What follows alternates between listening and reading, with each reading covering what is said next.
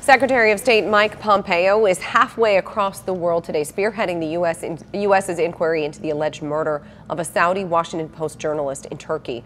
Pompeo has met with the Saudi Crown Prince and now the Turkish president. ABC's Molly Hunter has more from Istanbul.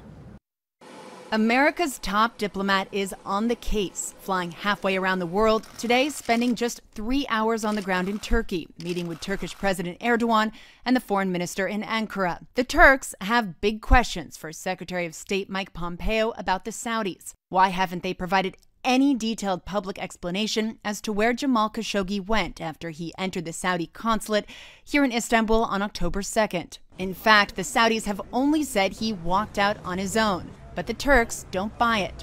Anonymous Turkish sources leaking to the media over the last 2 weeks offered grisly accounts of how Khashoggi was killed inside the consulate.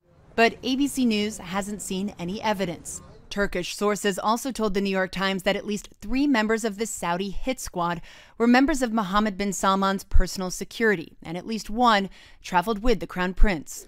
Pompeo flew directly from Riyadh after meeting with Saudi King Salman and the Crown Prince, but offered few details. I don't want to talk about any of the facts. They didn't want to either. Pompeo said they'd promised a timely and thorough investigation. They promised that they would achieve that, and I'm counting on it. They gave me their word, and we'll all get to see if they deliver against that commitment.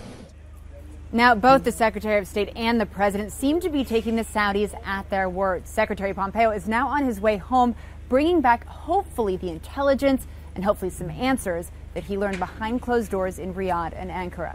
Molly Hunter, ABC News, Istanbul.